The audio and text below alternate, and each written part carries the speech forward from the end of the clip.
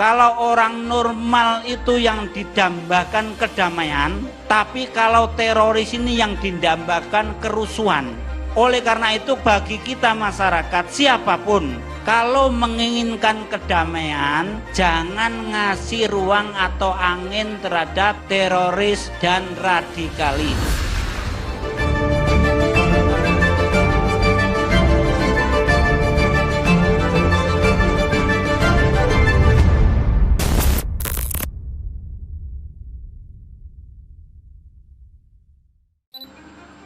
Kalau membicarakan masalah teroris, kita harus tahu sekarang ini bahwa teroris itu dibagi berapa toh? Sekarang ini kalau saya simpulkan bahwa teroris, siapa mereka atau dibagi berapa? Ada dua, yaitu teroris yang sama afiliasinya dengan Al-Qaeda. Yang kedua adalah teroris yang sama afiliasinya dengan ISIS. Jadi di mana-mana itu yang terjadi, atau ada dua kelompok itu. Nah, dua macam teroris itu ada kesamaan tujuan. Tujuan pokok daripada teroris adalah satu, bahwa tujuan mereka mau mendirikan negara Islam kemudian khilafah. Yang kedua adalah melaksanakan kewajiban jihad fisabilillah dan bagian-bagian daripada jihad itu. Jadi baik teroris yang afiliasi ke Al-Qaeda ataupun ke ISIS, dua tujuan itu. Jangka panjangnya adalah negara Islam kemudian khilafah. Nah, dua tujuan tersebut ada hubungannya.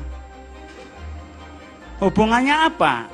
Negara Islam dan jihad, menurut mereka tidak mungkin bisa mendirikan negara Islam tanpa dengan jalan jihad dalam artian perang. Nah, oleh karena itu, mereka ini akan melaksanakan jihad sampai kapanpun dan dimanapun dan dengan cara apapun. Itu. Mereka selama ini, diantaranya adalah kami, pelaku bom Bali, adalah sebetulnya menunggu momen. Karena ingin mendirikan negara Islam di sebuah negara NKRI pasti akan berbenturan dengan NKRI.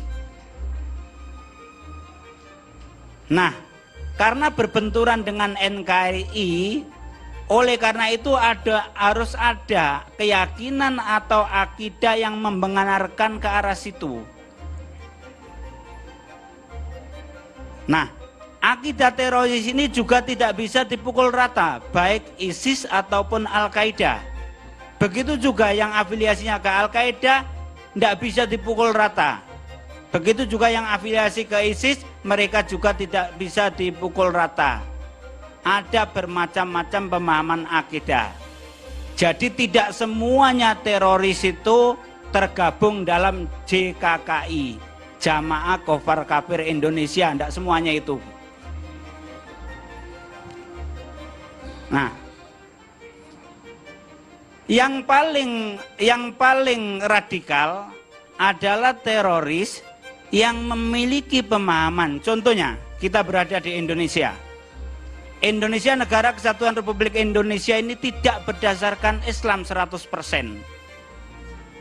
Yaitu berdasarkan Pancasila dan Undang-Undang 1945. Undang-Undang Dasar 1945. Makanya siapa yang menjadi kekuatan atau pejabat di situ yang muslim, statusnya adalah tauhid. Yang non muslim statusnya adalah kafir. Semuanya boleh diperangi, semuanya boleh diserang. Ini yang paling radikal. Itu. Nah, ada yang paling ringan tingkat radikalnya, yaitu diantaranya memiliki pemahaman bahwa meskipun NKRI ini tidak berdasarkan Islam 100%, bagi yang muslim yang berada di sana tetap statusnya sebagai muslim, tetapi mereka hanya fasik karena tidak memberlakukan hukum Islam secara 100%, padahal mereka tahu. Ini yang paling ringan pemahaman. Nah, kami sendiri pelaku bom Bali, orang-orang jamaah Islamiyah, kebanyakan adalah memiliki pemahaman yang kedua tadi. Karena apa? Kalau kami ini memiliki pemahaman takfiri, semuanya kami kafirkan, semuanya kami togutkan, sudah bergelimang mayat-mayat yang ada di Indonesia setelah saya pulang dari Afghanistan tahun 1996. Tapi itu tidak kami lakukan karena berbunturan dengan hukum syar'i. Siapa yang akan kita serang ini? Itu. Memang menurut hukum sama. Apa yang kami lakukan pengeboman pertama di Kedubes Filipina? Kenapa kami mengebom Kedubes Filipina atau Dubes Filipina? Karena peperangan kami bersama Mujahidin Moro melawan pemerintah Filipina. Oleh karena itu kami bom kedubesnya di Indonesia. Kenapa kok di Indonesia? Karena kami tidak meyakini bahwa Indonesia itu negara Islam, maka sah-sah saja kami melakukan pengeboman. Kemudian yang kedua, pengeboman gereja di malam Natal di beberapa kota. Itu karena peristiwa kerusuhan yang bernuansa SARA, yaitu di Ambon dan di Poso, antara Kristen dan Islam. Dan menurut keyakinan kami pada waktu itu, kita Muslim yang diserang oleh pihak Kristen. Oleh karena itu kita kasih peringatan mereka ketika malam Natal di gereja-gereja di beberapa kota. Bom Atrium 2001 juga sama. Kemudian bom Bali. Bom Bali ini adalah program kami orang-orang jamaah Islamiyah. Jadi ingat bahwa ini adalah program oknum jamaah Islamiyah, bukan program jamaah Islamiyah. Yang dipimpin oleh kakak saya, senior saya dalam jamaah Islamiyah, yaitu Ali Ghufron alias Mukhlas.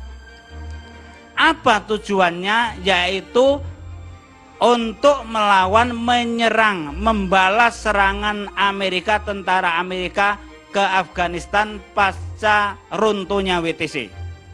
Kalau orang Afghanistan diserang oleh Amerika yang sipil juga kena, maka kita harus mengadakan pembalasan di Indonesia terhadap orang-orang bule. Nah, ini adalah program daripada oknum jamaah Islamiyah. Nah, orang atau teroris yang memiliki pemahaman yang tadi agak lumayan radikalnya sudah begini, apalagi yang radikal. Pemahaman yang radikal inilah nantinya kemudian hari atau sekarang ini menyasar. Pertama yang disasar adalah polisi. Yang kedua adalah orang-orang pemerintah. Itu sama-sama salah, tetapi kalau kita perhatikan selama ini, Nuruddin M. Top terakhir mengebom di Ritz-Carlton sama Hotel Marriott. Padahal sebelumnya Azhari temannya satu jamaah sudah ditembak oleh polisi, kemudian satu ustadznya Mukhlas, kemudian temannya Amrozi dan Imam Samudra sudah dieksekusi oleh pemerintah, tetapi Nuruddin M. Top belum menyerang kepentingan pemerintah. Nah ini, setelah 2009 bom Marriott Ritz-Carlton itu bukan kami atau bukan jamaah Islamiyah. Nah, kita kembali kepada pemahaman yang paling keras tadi. Pemahaman yang paling keras inilah yang mendasari penyerangan terhadap Pak Wiranto beberapa hari yang lalu. Karena apa? Jadi benar apa yang disampaikan oleh polisi bahwa keterangannya tidak usah. Saya tidak tahu siapa yang pakai helikopter itu. Yang penting orang pemerintah, orang penting kita harus serang. Kita harus amaliyat terhadap dia. Nah seperti itu. Nah orang-orang yang punya pemikiran seperti ini banyak sekali. Kalau bahasa Jawanya banyak sekali Pak Karni. Itu. Nah kalau mereka tidak melakukan, itu kemungkinan ada 3 sebab. Satu, sebabnya tidak punya nyali. Yang kedua, karena sebab syar'inya tidak membolehkan. Yang ketiga, penyebabnya secara strategi tidak pas. Kalau masalah banyaknya, saya yakin bahwa itu adalah banyak orang-orang yang punya pemikiran seperti itu. Jadi apa yang terjadi itu jelas aksi teroris. Adapun teroris ini asalnya dari mana dan lain sebagainya itu tidak penting. Karena apa? Saya menyinggung sedikit. Arnasan, pelaku bom bunuh diri di mobil di Sari Club di Jalan Legian Bali, itu adalah dia cerita kepada saya sendiri bahwa Pak, saya pernah jadi istilahnya jadi agak-agak jadi preman lah, saya ingin tobat, padahal belum lama. Nah seperti itu. Jadi masalah latar belakang itu tidak bisa dijadikan sebagai dasar bahwa kita menyimpulkan bahwa seperti aksi yang dilakukan terhadap Pak Wiranto kemarin ini adalah bukan aksi teroris. Itu apalagi sudah dikuatkan oleh penyelidikan daripada Densus 88 dibantu BIN mengarah ke sana. Artinya bahwa aksi yang semacam ini bukan sesuatu yang mustahil. Kalau baru boleh. Itu karena selama ini belum pernah. Yang diserang selama ini adalah polisi. Kenapa polisi diserang? Karena menangkapi kawan-kawannya yang dianggap sebagai teroris atau jihadis versi mereka. Nah, ketika masyarakat ribut seperti ini, Pak Wiranto pura-pura enggak, penyerangan itu pura-pura kayaknya, dan lain sebagainya. Analisa yang tidak sesuai dengan fakta itu teroris, tepuk tangan saking senangnya. Karena apa? Karena supaya masyarakat ini ribut sendiri, jadi tidak tahu faktanya. Yang penting kita jalan terus untuk meniti di jalan jihad ini.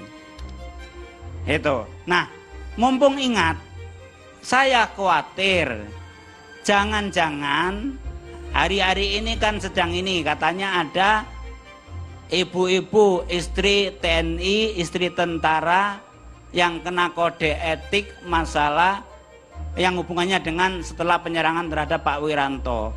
Saya khawatir jangan-jangan itu ibu-ibu itu sudah terpapar radikalisme. Kan gitu. Kalau tidak percaya saja, kalau tidak percaya atau belum percaya, kita bisa kasih tahu. Tetapi kalau sudah terpapar, ini yang membahayakan. Itu.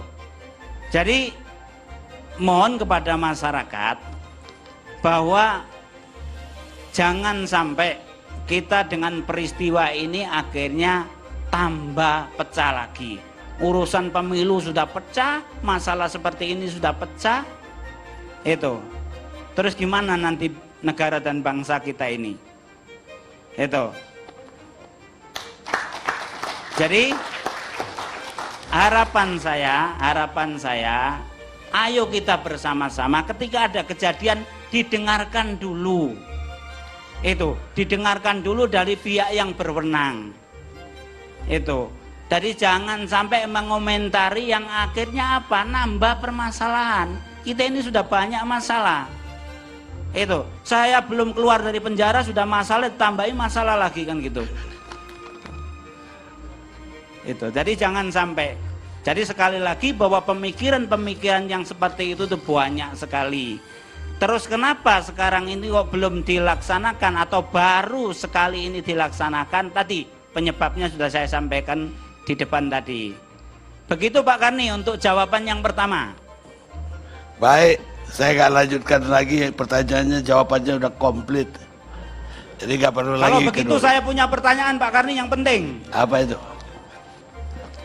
Jadi begini Pak Karni, ya. Sebagai Presiden ILC, saya mau tanya sampean kapan saya ini dibebaskan?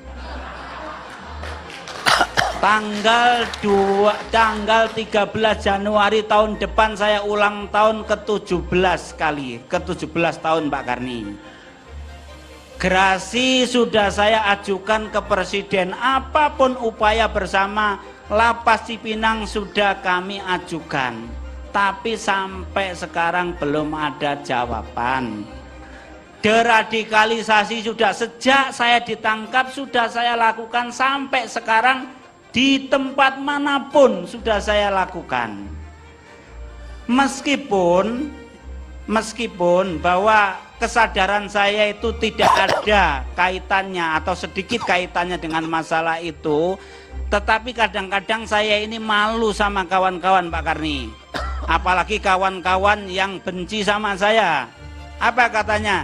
Itu Ali Imron, anteknya BNPT, anteknya Densus, anteknya pemerintah, sampai sekarang nyegah supaya orang nggak jadi teroris, tapi masih dekem saja di penjara, nggak dijawab-jawab, ditipu Ali Imron itu. Saya hanya bisa menjawab bahwa kesadaran saya itu bukan karena itu. Saya jadi teroris sudah tahu resikonya itu. Tetapi nanti kalau dibiarkan saja, orang nggak percaya sama hukum akhirnya. Ali Imron yang mengajukan gerasi sejak divonis sampai sekarang nggak ada jawaban. Nah itu tidak bagus ke depannya. Begitu juga Ali Imron yang sudah sadar seperti itu, belum ada apa-apa dari pemerintah. Nggak bagus juga nanti ke depannya untuk istilahnya orang-orang atau teroris. Apalagi teroris yang ingin sadar gitu, pikir-pikir, wah Ali Imron sadar aja begitu kok, nggak usah sadar lah kan gitu. Ini. Kemudian pesan saya Pak Karni, ya, kepada semuanya masyarakat, tolong masalah terorisme, radikalisme ini ayo kita tanggulangi bersama-sama. Karena apa? Kalau orang normal itu yang didambakan kedamaian, tapi kalau teroris ini yang didambakan kerusuhan, itu bedanya. Oleh karena itu bagi kita masyarakat siapapun, kalau menginginkan kedamaian, jangan ngasih ruang atau angin terhadap teroris dan radikalis. Itu. Kemudian yang setengah-setengah radikal, sekarang ini ada Pak Karni yang setengah radikal. Jadi nggak sampai menjadi teroris karena takut, tapi jadi radikal setengah. Nah ini juga saya mohon ayo sadar. Kalau kalian ini masih suka NKRI yang sekarang ini, mari kita bersama-sama. Jadi jangan sampai kita ini ngasih angin kepada kelompok teroris. Bahaya itu. Itu Pak Karni yang bisa saya sampaikan pada malam ini. Baik, saya pikir apa yang Anda sampaikan didengar malam ini oleh seluruh rakyat Indonesia dan juga pejabat-pejabatnya. Mudah-mudahan Presiden juga mendengar, dan saya kalau diminta rekomendasi, saya sangat rekomendasikan Anda segera dapat gerasi dari Presiden.